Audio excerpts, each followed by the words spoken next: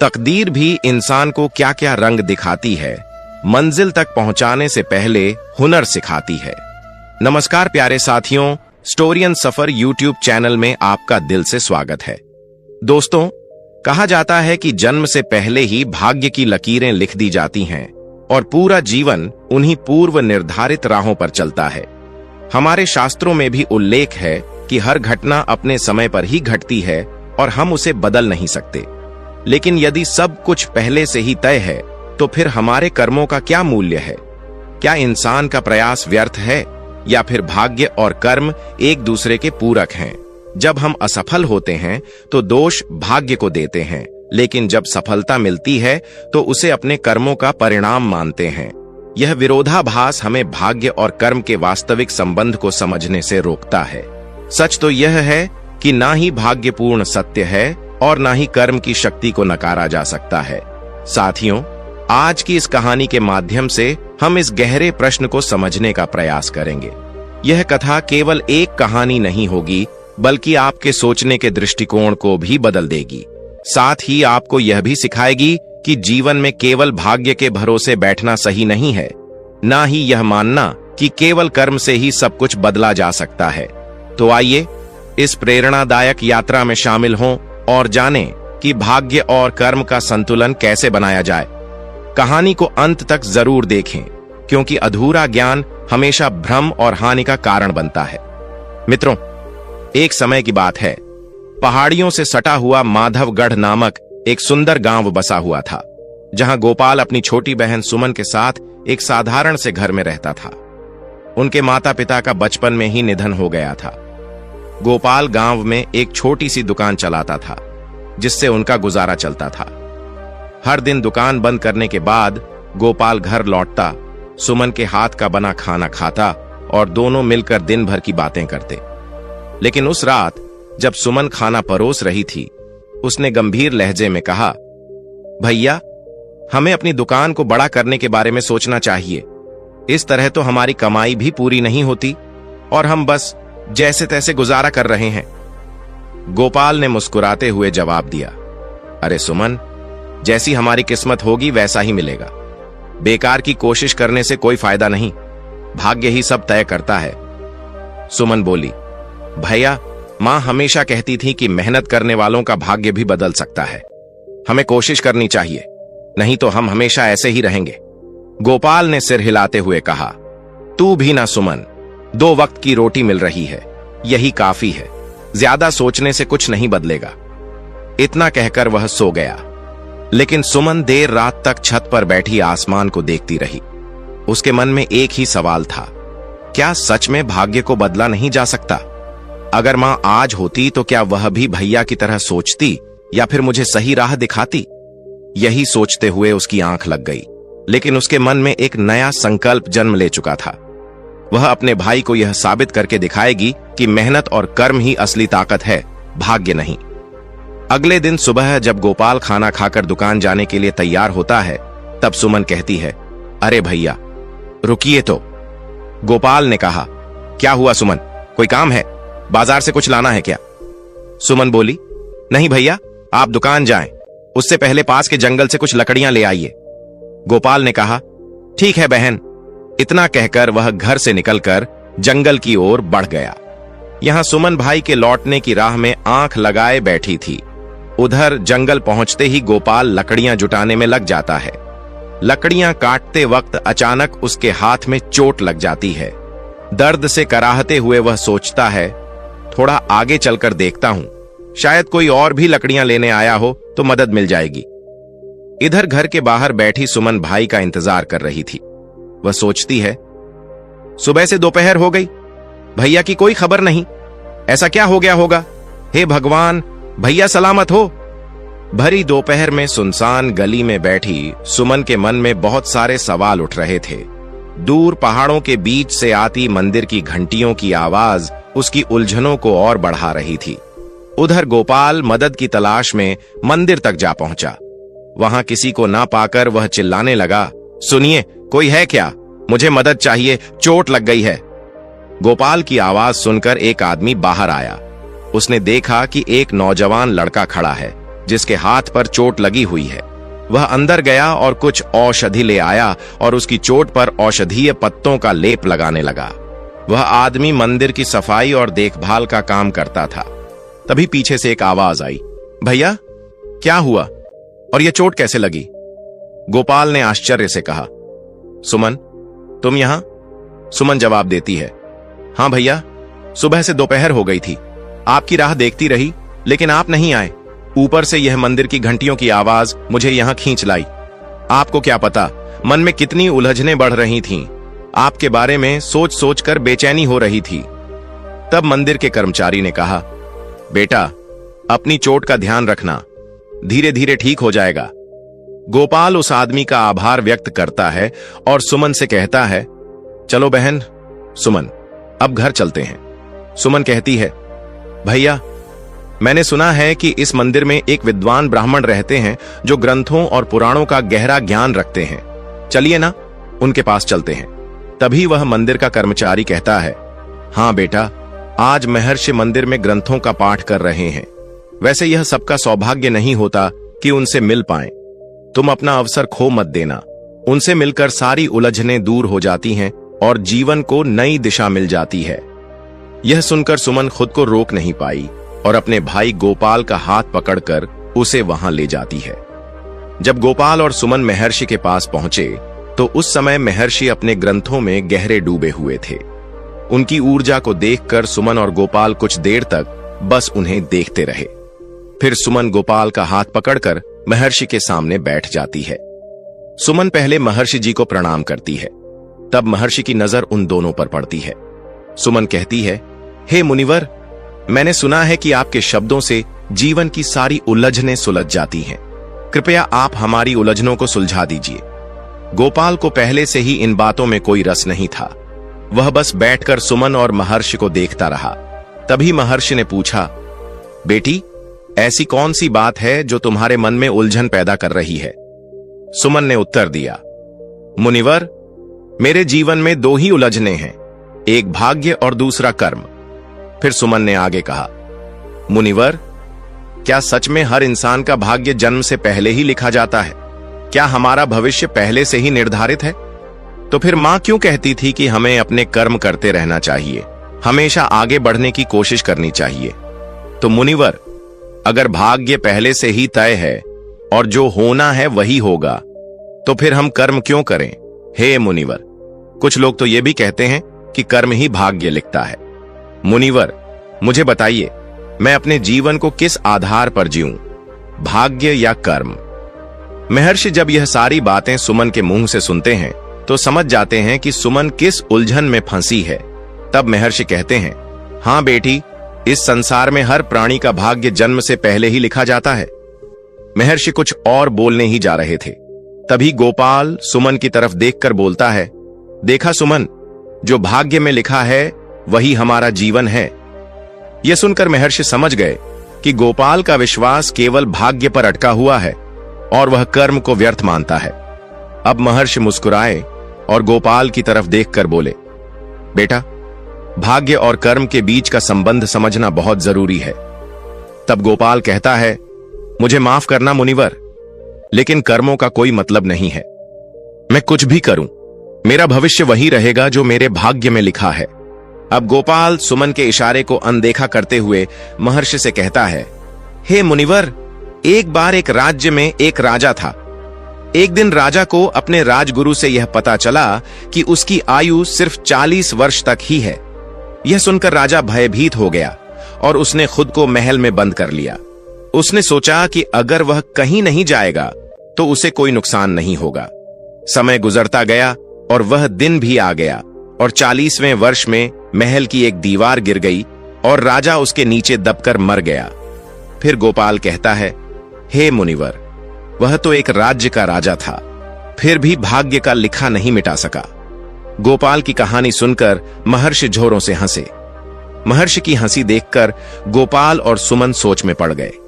फिर महर्षि ने गोपाल की तरफ देखकर कहा, बेटा, या तो तुमने आधी कहानी सुनी है या फिर जिसने तुम्हें यह कहानी बताई उसे इसका पूरा ज्ञान नहीं है। अब गोपाल खुद उलझन में पड़ गया था। उसके चेहरे की भाव भंगिमा देखकर महर्षि फिर बोले, बेटा, यही कारण है कि कहते हैं आधे अधूरे ज्ञान से नुकसान होता है। गोपाल ने फिर कहा, माफ कीजिए मुनिवर, मुझे बात कुछ समझ में नहीं आ रही। अब महर्षि गोपाल की तरफ देखते हुए बोले, बेटा, कहानी तो तुमने सही बताई, लेकिन शायद तुम्हें आधी कहानी ही सुनी है। महर्षि आगे बोले, अगर तुम्हें पूरी कहानी पता होता तो तुम कर्म और भाग्य के अनोखे संबंध को समझ गए होते और तुम्हारे जीवन में यह उलझने नहीं होती। तभी सुमन महर्षि की तरफ देखकर हाथ जोड़ते हुए बोली, हे मुनिवर, हमें माफ कीजिए और कृपया हमें इस कहानी का पूरा ज्ञान दीजिए। अब धीरे धीरे महर्षि की बातें गोपाल को भी आकर्षित करने लगीं और वह भी ध्यान से महर्षि की बातें सुनने लगा। महर्षि ने कहा, दीवार गिरने से सभी को यह लगा कि राजा दीवार के नीचे दबकर मर गए, क्योंकि उस दिन उनका 40वां जन्मदिन था और राजगुरु के अनुसार वही उनका अंतिम दिन था। लेकिन कुछ घंटों बाद पता चला कि राजा जिंदा हैं, बस उन्हें गहरी चोट आई थी। राजा खुद आश्चर्यचकित थे। फिर राजगुरु ने बताया, राजन, आप चाहते तो अपने भाग्य की लिखी को मानकर दीवार के नीचे दबकर मर सकते थे, लेकिन आपने अपने कर्म यानी खुद को बचाने की कोशिश की और इसी वजह से आपकी मृत्यु केवल एक चोट में बदल गई। तभी गोपाल महर्षि की तरफ देखकर बोला, हे मुनिवर, आपकी बातों से हमें थोड़ा थोड़ा समझ आ रहा है, पर कुछ संकोच अभी भी मन में है। तभी महर्षि बोले, बेटा, कोई बात नहीं, आज मैं तुम्हें भाग्य और कर्म के अनोखे संबंध के बारे में एक पवित्र कथा के माध्यम से विस्तार से समझाऊंगा, जिसके बाद तुम्हारी सारी उलझनें दूर हो जाएंगी तथा यह कथा समस्त मानव जाति के लिए कल्याणकारी होगी। जो भी मनुष्य ध्यानपूर्वक कथा का श्रवण करता है, उसकी सारी उलझनें दूर हो जाएंगी। इतना कहकर महर्षि अपनी कहानी शुरू करते हैं और कहते हैं, किसी नगर में एक मछुआरा रहता था। मछुआरे के घर में उसकी पत्नी और एक नवजात संतान थी। शादी के कई साल बाद ईश्वर की कृपा से उन दोनों को एक पुत्री का सुख मिला था। ना जाने क्यों, फिर भी उनकी जिंदगी आंसुओं से भरी हुई थी। उनकी संतान विकलांग थी और दुनिया के किसी भी माता पिता के लिए यह स्वीकार्य नहीं था। हर रोज मछुआरा अपने काम से लौटता और अपनी पत्नी व बच्चे के साथ समय बिताता था। लेकिन जब भी वह अपने बच्चे का चेहरा देखता तो सोचता, मेरा बच्चा जैसा भी है, मुझे प्यारा है। भला दुनिया के कौन से माता पिता अपनी संतान से प्यार नहीं करते। तभी उसकी पत्नी के रोने की आवाज आती। वह भगवान के पास बैठकर रोज की तरह अपना दुख प्रकट कर रही होती। वह कहती, हे ईश्वर, यह तेरा कैसा न्याय है। इतनी पूजा पाठ, व्रत और उपवास करके तेरे ही आशीर्वाद से हमें संतान का सुख मिला, फिर भी खुशी की जगह आंसू बहा रही हूं। तभी मछुआरा अपनी पत्नी से कहता है, प्रिय, तुम क्यों रो रही हो? हम तो ठहरे किस्मत के मारे, यही तो भाग्य का लिखा है। फिर मछुआरे की पत्नी कहती है, सुनिए जी, मैंने सुना है हमारे राज्य के राजा बड़े दयालु और प्रजाप्रिय हैं। तभी मछुआरा सिर हिलाकर हामी भरता है तो उसकी पत्नी कहती है, हमें राजा से मिलना चाहिए जी। मछुआरा कहता है, भाग्यवान, हम ठहरे मामूली मछुआरे, राजा हमें क्यों मिलेंगे? फिर मछुआरे की पत्नी रोते हुए कहती है, सुना है राज दरबार में राजवैद्य होते हैं जो कई बड़े बड़े रोगों का निवारण करते हैं। राजा से मदद की पुकार करेंगे तो कोई ना कोई समाधान जरूर मिलेगा। पत्नी की बातों में सहमति भरकर मछुआरा अपनी पत्नी और बेटी को लेकर राज दरबार में चल देता है। वहां जाकर मछुआरा कहता है, हे राजन, मैं एक साधारण सा मछुआरा हूं, और अपनी पत्नी की ओर इशारा करते हुए बोला, यह मेरी पत्नी है और यह मेरी बेटी। हम एक छोटे से गांव में रहते हैं जो आपके ही राज्य के अधीन है। उन लोगों की हालत देखते हुए राजा ने कहा, मेरी प्रजा मेरे लिए प्रथम प्रिय है। हे मछुआरे, ऐसी कौन सी दुविधा में पड़े हो जिसके लिए तुम्हें यह कष्टदायक सफर करके आना पड़ा? तभी मछुआरा बोला, हे राजन, शादी के कई साल तक हम संतानहीन थे। मेरे और मेरी पत्नी ने बड़े तप किए, तब भगवान की कृपा से हमें संतान सुख मिला। लेकिन महाराज, मेरी बेटी जन्म से विकलांग है। यह दुनिया के किसी भी माता पिता के लिए सहज नहीं है। नगर भर में हर संभव कोशिश कर ली पर कोई लाभ नहीं मिला। मछुआरे की बातें सुनकर राजा ने कहा, हे मछुआरे, तुम निसंकोच बेझिझक बोलो। अगर तुम्हें किसी सहायता की आवश्यकता हो तो मुझे बताओ। तभी मछुआरे की पत्नी ने कहा, महाराज, हमारे नगर की एक महिला से पता चला कि राज दरबार के राज वैद्य अनेक रोगों के निवारण का ज्ञान रखते हैं और बड़े ही ज्ञानी वैद्य हैं। अगर मेरी बेटी की भी वह जांच करें तो हो सकता है हमारी बेटी सक्षम हो जाए। मछुआरे और उसकी पत्नी की बातों को ध्यान में रखते हुए राजा के आदेश पर राज वैद्य राज दरबार पहुंचे। अब उस मासूम सी बच्ची की जांच शुरू की गई। यहां मछुआरे और उसकी पत्नी की आंखों में उम्मीद की झलक दिख रही थी। घंटों की जांच के बाद जहां सभी के मन में उम्मीद का दीपक जल रहा था, वह अचानक बुझ गया जब विभिन्न औषधियों के ज्ञान रखने वाले राज वैद्य ने कहा, माफ करना महाराज, पर शायद यह संभव नहीं है कि यह बच्ची सक्षम हो सकती है। माना कि मैं अनेक रोगों का निवारण करता हूं और अनेक औषधियों का ज्ञान रखता हूं, पर मुझे माफ करें महाराज, यह शायद इस बच्ची का भाग्य है जिसे मैं बदल नहीं सकता। भला भाग्य का लिखा कौन बदल सकता है? दिलों की धड़कनें तेज हो गई थीं। मछुआरे ने कहा, हे दयालु राजन, क्या मेरी बच्ची को सक्षम बनाने का कोई रास्ता बचा है? ऐसा कहकर वह जोरों से रो पड़ा। तभी राजा ने कहा, हां, शायद कुछ हो सकता है। वहां खड़े सभी की नजरें राजा पर जाकर टिक गईं। वे सब राजा से समाधान की उम्मीद में थे। राजा ने कहा, महाज्ञानी ग्रंथों के ज्ञान रखने वाले राजगुरु, जो एक ही झलक में भाग्य रेखा पढ़ ले, अब वही एकमात्र रास्ता बचा है। राजा के निवेदन पर राजगुरु महल पहुंचे और बच्ची के पास बैठ गए। यहां सब उनकी ओर आंखें लगाए खड़े थे। दोपहर से लेकर सूरज ढलने तक का समय बीत गया। मछुआरे और उसकी पत्नी हर एक सांस इस उम्मीद में ले रहे थे कि शायद वे अपनी बेटी को ठीक करके ही अपने नगर लौटेंगे। लेकिन अचानक बिना कोई शब्द बोले राजगुरु कक्ष से बाहर निकल गए और सभी लोग हैरान रह गए। तभी मछुआरे की पत्नी दौड़ते हुए राजगुरु के पीछे भागी और उनके पैरों में गिर गई। वह बोली, बिना कुछ बोले मत जाइए गुरुदेव, आप तो ग्रंथों का ज्ञान रखने वाले महाज्ञानी हैं। क्या आप मेरी बच्ची का भाग्य नहीं बदल सकते? मछुआरे की पत्नी की बातें सुनकर राजगुरु के सिर में हलचल मच गई। उन्होंने बड़ी मुश्किल से खुद को संभाला, क्योंकि ऐसी परिस्थिति से वह पहली बार जूझ रहे थे। हमेशा जीवन की दिशा दिखाने वाले, लोगों की उलझनों को सुलझाने वाले महागुरु थे वह, लेकिन आज उनके सामने एक मां थी और शायद पहली बार वह इस स्थिति में थे जहां उन्हें समझाना था कि उनके पास उस बच्ची के लिए कोई समाधान नहीं है। कुछ देर बाद बड़ी मुश्किल से राजगुरु ने खुद को संभालते हुए कहा, बेटी, मुझे माफ कर दो। आज पहली बार इस गुरु साधक को यह कहना पड़ रहा है कि तुम्हारी बेटी की भाग्य रेखा में ही विकलांग होना लिखा है। मैं महाज्ञानी महागुरु हूं, पर भगवान नहीं। फिर मछुआरा वहां पहुंचा। उसने सारी बातें सुन ली थीं। अब रात्रि का समय हो गया था, इसलिए राजा ने सभी को महल में ही ठहर जाने का आदेश दिया। मछुआरा और उसकी पत्नी ने वहीं महल में रात बिताई, क्योंकि अंधेरी रात में अपनी नन्ही सी बेटी को लेकर कहां जाते। अगले दिन सुबह मछुआरा उसकी पत्नी और बच्ची के साथ महल से निकलकर गांव की ओर बढ़ चला।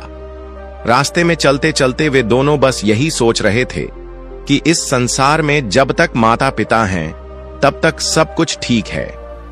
वैसे वे अपनी विकलांग बेटी की चिंता कर रहे थे। उन्होंने और भी सोचा कि माता पिता तो अपना सारा जीवन अपनी संतान के साथ नहीं बिता सकते, उनके बाद उनकी बेटी का भविष्य कैसे चलेगा? आखिर वह सक्षम जो नहीं है, लोग उसे किस नजर से देखेंगे? यह कठोर दुनिया हमारी बेटी को अकेले कैसे चलने देगी? पति पत्नी दोनों यह सब सोचते सोचते जंगल से होकर अपने घर तक पहुंच जाते हैं। थके हारे सफर से लौटने के बाद भी खाने का एक भी निवाला ना लिया, बस भगवान के सामने दिया जलाकर बैठे थे वे दोनों पति और पत्नी। मुंह में एक भी शब्द नहीं थे, पर दोनों की आंखों से बहते आंसुओं की धार जैसे बेहद कुछ कह रही थी। फिर उनकी बच्ची रोने लगी तो मछुआरे की पत्नी ने उसे दूध पिलाकर सुला दिया और वह भी अपनी बेटी के पास सो गई। लेकिन मछुआरा ईश्वर के सामने हाथ जोड़े बैठा था। कुछ समय बाद उसकी आंखें लग गईं। भगवान भोलेनाथ को पुकारते हुए मछुआरे की आंख लगी ही थी, तभी उसके सपने में भगवान भोलेनाथ प्रकट हुए, मानो जैसे वह हकीकत में भोले बाबा को अपने सामने देख रहा हो। भगवान को देखकर कोई भक्त भला चुप कैसे बैठ सकता है? मछुआरे ने कहा, हे शिव शंभू, मैंने और मेरी पत्नी ने बहुत तप किए, तब जाकर आपकी दया दृष्टि पड़ी और हमें संतान सुख प्राप्त हुआ। आप तो भाग्य लिखते हैं, मनुष्य के जन्म से पहले ही भाग्य लिख जाता है। हे प्रभु, ऐसी कौन सी भूल हुई हमारी पूजा में कि आपने हमारी बेटी के भाग्य में विकलांगता लिख दी? भगवान भोलेनाथ मुस्कुराए और कहा, हे मछुआरे, तुम्हारी भक्ति में तो मैं हर वक्त प्रसन्न होता हूं।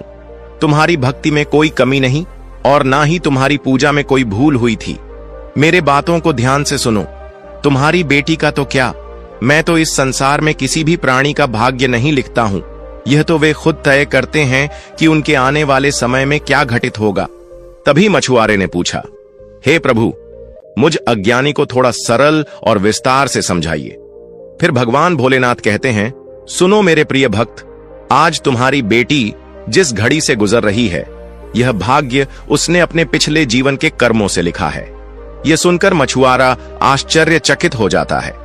फिर भगवान शिव कहते हैं, प्रिय भक्त, यह तुम्हारी बेटी के पिछले जन्म के कर्मों का फल है। सुनो, एक राज्य में एक जौहरी रहता था जिसके पास बेशुमार दौलत थी। जौहरी की 3 कन्याएं थीं और तुम्हारी बेटी उस जौहरी की कनिष्ठ कन्या थी और अपने पिता की सबसे प्रिय कन्या थी, पर उतनी ही अहंकारी भी। रूप, गुण, बुद्धि और धन से भरपूर उसका जीवन था। हे मछुआरे, शायद किसी जन्म का पुण्य का फल था जिसकी वजह से उसे यह दुर्लभ जीवन मिला था। पर अक्सर मनुष्य यहीं पर चूक जाता है। वह यह भूल जाता है कि यह दुर्लभ जीवन उसे उसके अच्छे कर्मों के फल स्वरूप मिला है। सही मार्ग पर चलकर उसे सफल बनाने की जगह सब कुछ पाकर वह अहंकारी बन जाता है। एक दिन नगर में मेला लगा था और वह कन्या भी मेले में घूम रही थी। तभी अचानक भीड़ की वजह से एक विकलांग भिखारी उस कन्या से टकराकर नीचे गिर गया। उस बेचारे को माफी मांगने और मदद करने की जगह उसने उसे अपमान भरी बातें की और कहा, खुद को संभाल नहीं पाते हो तो घर बैठ जाओ ना, मुझे तो तुम्हें देख के ही घृणा आ रही है। सारे लोग उस कन्या की तरफ थे। आखिरकार वह अमीर घराने की जो थी। उस लाचार भिखारी को चोट भी आई थी और वह इतना असहाय महसूस कर रहा था कि उसने मन में कहा, हे प्रभु, जब ऐसे निर्दय लोग मेरे जैसे असहाय का दर्द महसूस करेंगे तो उन्हें समझ आएगा कि मैं किस पीड़ा से गुजर रहा हूं। बस इसी कारण से ही तुम्हारी कन्या अपने ही लिखे भाग्य फल को भुगत रही है। यह सुनकर मछुआरा थोड़ी देर के लिए ना कुछ बोल पाया, ना सोच पाया। फिर भगवान भोलेनाथ ने कहा, सुनो मेरे प्रिय भक्त, चिंतित मत हो। जब तुम एक पुण्यात्मा के रूप में जन्म लेते हो तो तुम्हारे जीवन में कठिनाइयां और संघर्ष जरूर होंगे, क्योंकि इस दुनिया में हर आत्मा को कुछ ना कुछ कष्ट भोगना पड़ता है ताकि वह अपने पिछले कर्मों को समाप्त कर सके। लेकिन याद रखो, तुम्हारी बेटी के जीवन में जो कठिनाई है वह उसकी परीक्षा है। यदि वह धैर्य और साहस से इन कठिनाइयों का सामना करती है तो वह अपने भाग्य को भी बदल सकती है। एक दिन वह भी वे सब कार्य करेगी जिसकी कल्पना तुमने अपने जीवन में की है। फिर मछुआरे ने भावुक होकर पूछा, हे प्रभु, क्या मेरी बेटी भी अपनी किस्मत बदल सकती है? तब भगवान शिव ने उत्तर दिया, अवश्य मेरे प्रिय भक्त, कर्मों से ही भाग्य बनता है। यह तो मनुष्य की निजी सोच है कि भाग्य विधाता की देन है, क्योंकि मनुष्य आज भी कर्म की शक्ति को नहीं पहचान पाए हैं और इसी वजह से वे कभी अपनी तो कभी किसी अन्य व्यक्ति की बातों में आकर अपने अंदर की ताकत को नहीं पहचान पाते हैं और अपनी किस्मत को दोषी ठहरा बैठते हैं। आगे भगवान भोलेनाथ ने कहा, सुनो मेरे प्रिय भक्त, तुम मेरे शब्दों को ध्यान से सुनो। तुम्हारी पुकार पर ही मैं यहां आया हूं, तुम्हें इस पीड़ा से मुक्त करने। तभी मछुआरे ने कहा, हे प्रभु, मुझे क्या उपाय करना चाहिए जिससे मेरी बेटी अपने किए हुए कर्मों से मुक्ति पाए और एक सक्षम जीवन जी सके? तभी भगवान शिव ने कहा, यदि तुम चाहते हो कि तुम्हारी बेटी को इस पीड़ा से मुक्ति मिले तो याद रखो भक्त, वह खुद ही अपना भाग्य बदल सकती है। यदि तुम और तुम्हारी पत्नी माता पिता होने के नाते अपनी बेटी को सही और गलत का ज्ञान और अच्छे संस्कार दोगे तो वह अपनी जिंदगी में बदलाव ला सकती है। जब वह दूसरों की पीड़ा को समझेगी अपने से बड़े लोगों का सम्मान और आदर करेगी और सभी को प्यार देगी, तब उसके अच्छे कर्म ही उसे इस पीड़ा से मुक्ति दिलाएंगे। ऐसे ही वह एक सुखी और सक्षम जीवन जी सकेगी। आगे भगवान भोलेनाथ ने कहा, याद रखो प्रिय भक्त, मनुष्य का जीवन एक दुर्लभ जीवन होता है। मनुष्य क्या कुछ नहीं कर सकता। यदि वह मेरी दी गई शक्ति को पहचान ले तो वह अपने भाग्य को भी बदल सकता है। संसार का हर प्राणी मेरे लिए प्रिय है, क्योंकि वे सभी मेरी संतान हैं। इसलिए मैंने सभी के झोली को समान रूप से भरा है। यह पूरा संसार मेरा है, तो मेरी संतानों का भी समान अधिकार है। जैसे माता पिता अपने सभी संतानों को समान रूप से पालन पोषण करते हैं, स्थायी शिक्षा, खाना और ज्ञान प्रदान करते हैं, ताकि वे आगे जाकर खुद का भविष्य संवार सकें। यह तो सब संतान पर निर्भर करता है कि वे धैर्य के साथ कितनी कोशिश करते हैं, किस रास्ते पर जाते हैं और आगे जाकर जो भी अच्छा या बुरा चुनते हैं, उसी हिसाब से उनका जीवन बनता है। यह सब सुनने के बाद मछुआरे ने कहा, हे शिव शंभु, आपकी कृपा से आज इस अज्ञानी को थोड़ा ज्ञान मिला है। हे प्रभु, मैं समझ गया हूं कि किस प्रकार मैं अपनी बेटी का जीवन संवार सकता हूं। इतना कहते ही मछुआरे की आंखें खुल जाती हैं। उसे एहसास होता है कि यह तो सपना था, पर वह सोचता है कि यह वास्तविकता से परे नहीं था। वह समझ गया था कि भगवान ने उसकी पुकार सुनकर मदद का हाथ बढ़ाया है और रास्ता भी दिखा दिया है। मछुआरे ने यह सारी बातें अपनी पत्नी को बताईं और दोनों की आंखों से आंसू बह रहे थे। जैसे घने अंधेरों के बाद सवेरा आता है और सूरज नई उम्मीद के साथ उगता है, वैसे ही वे भी कुछ महसूस कर रहे थे। तभी मछुआरा अपनी पत्नी से कहता है, कर्म की शक्ति इतनी बड़ी होती है, आज पता चला प्रिय। तो उसकी पत्नी कहती है, हाँ स्वामी, कर्म ही बड़ा है और कर्म ही सत्य है। अब हमारी बेटी भी अपने कर्मों से अपना भाग्य लिखेगी। उसी दिन से ही मछुआरा और उसकी पत्नी एक नई उम्मीद के साथ अपनी बेटी का लालन पालन करने लगे।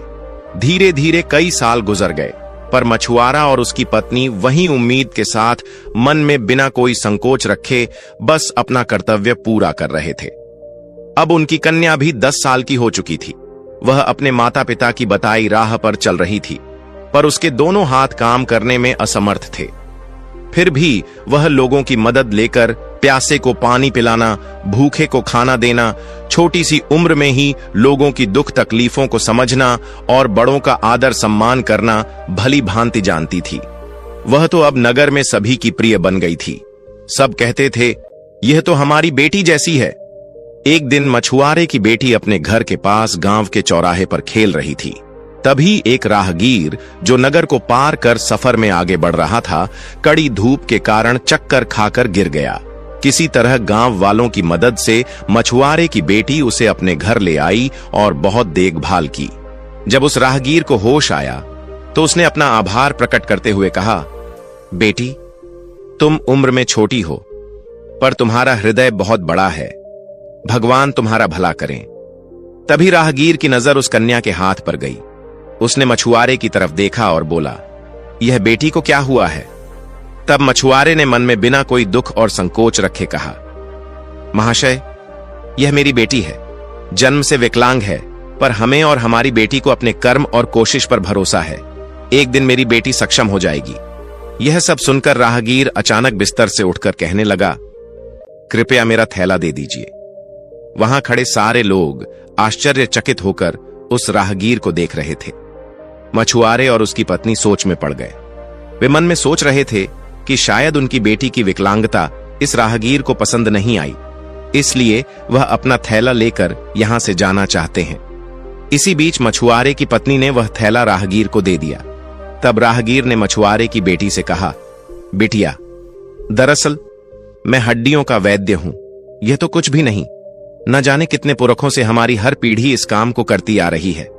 हमारी प्यारी सी बिटिया को मैं ठीक कर दूंगा।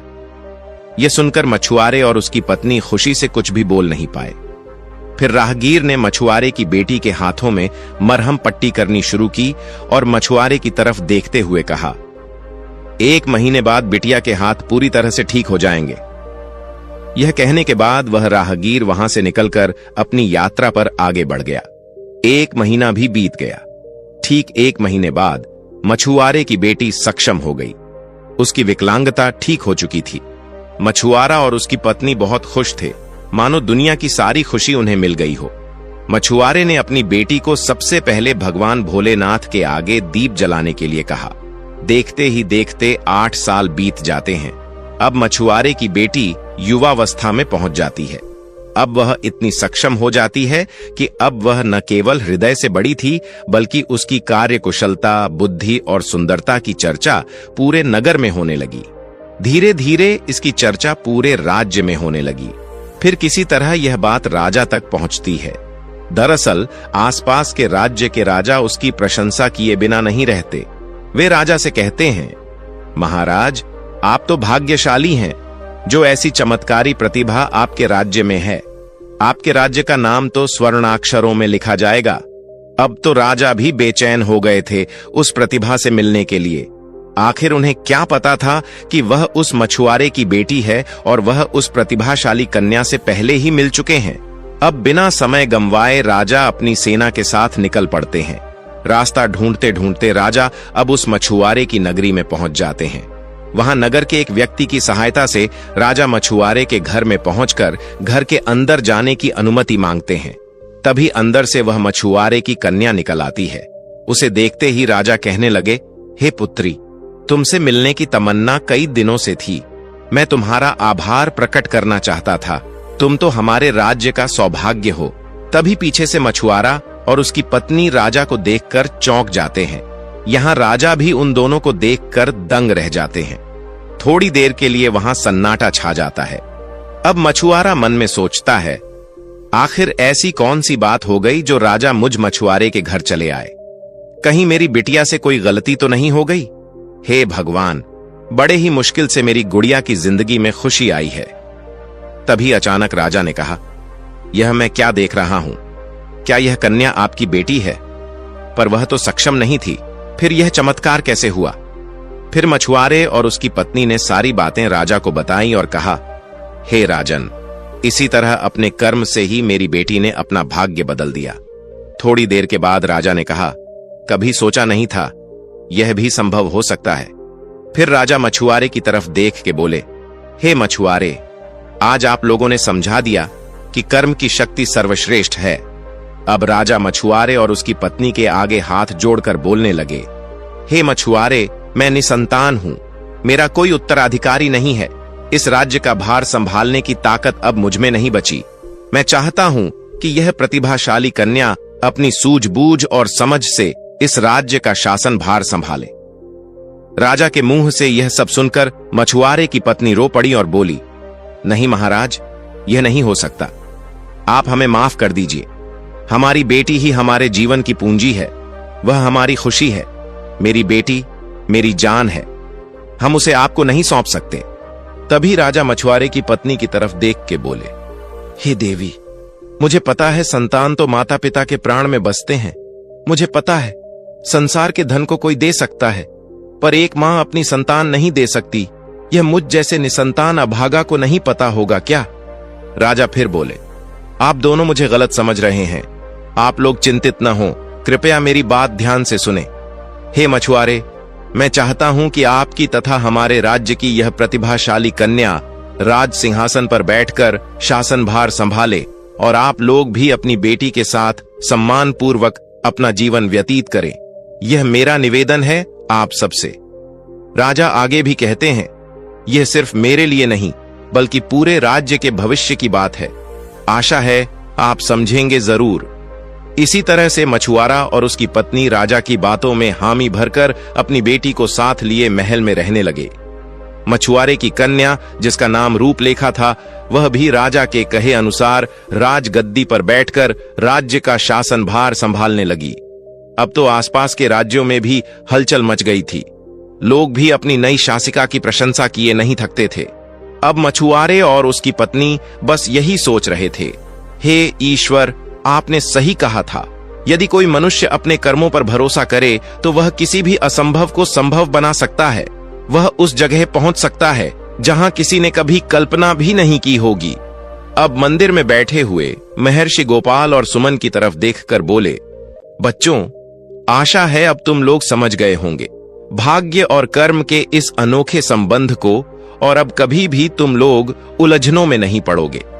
तब गोपाल ने कहा, मुनिवर, मुझे समझ में आ गया कि भाग्य हमें रास्ता दिखाता है, लेकिन कर्म वह है जो हमें मंजिल तक पहुंचाता है। और गोपाल ने आगे कहा, मैं हर रोज अपनी किस्मत के भरोसे आसमान की तरफ देखता था, तारे गिन गिन सोचता था कि कब मेरी किस्मत बदलेगी। मुझे आज पता चला मुनिवर, भाग्य को विधाता नहीं बल्कि मनुष्य अपने कर्मों से बदलता है। अंत में गोपाल महर्षि की तरफ देखकर बोला, हे मुनिवर, मैं अज्ञानी था, बिना कुछ समझे बोल पड़ा था, मुझे माफ कर दीजिए। अब सुमन भी महर्षि की तरफ देखकर बोली, मुनिवर, मेरी मां भी शायद हमें भाग्य और कर्म के इस अनोखे संबंध के बारे में समझाना चाहती थी। अब गोपाल और सुमन मन में एक नई उम्मीद लिए महर्षि के चरणों में सिर झुकाकर कर्म के पथ पर अपने घर की तरफ बढ़ चले। साथियों, भाग्य कोई रहस्य नहीं, बल्कि यह हमारे कर्मों का ही प्रतिबिंब है। भले ही हमारा भाग्य जन्म से पहले लिखा गया हो, लेकिन उसे बदलने की चाबी हमारे हाथों में है, हमारे कर्म। जीवन एक अनमोल अवसर है, यदि इसे सही दिशा दी जाए तो यही जीवन आत्मा को मोक्ष की ओर ले जाने वाला माध्यम बन सकता है। आज, अभी, इसी पल से अगर कोई आपकी काबिलियत पर सवाल उठाए तो उसकी बातों पर ध्यान न देकर अपने कर्मों में ध्यान लगाओ, क्योंकि एक दिन तुम्हारे कर्म तुम्हें वहां पहुंचा देंगे जिसकी आपने कल्पना भी नहीं की होगी।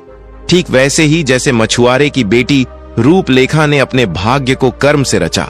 याद रखिए दोस्तों, चाहे कितना बड़ा विद्वान भी आपकी किस्मत क्यों न पढ़ ले, लेकिन आपके कर्मों में वह ताकत होती है जो आपकी किस्मत की लकीरों को भी बदल सकती है।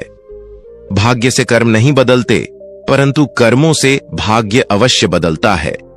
तो साथियों, हमें उम्मीद है कि इस कहानी ने आपको कुछ नया सोचने और समझने का मौका दिया होगा। अगर आपको यह वीडियो पसंद आई हो तो कृपया इसे लाइक करें और अपने दोस्तों व परिवार के साथ शेयर जरूर करें। और हां, चैनल को सब्सक्राइब करना ना भूलें।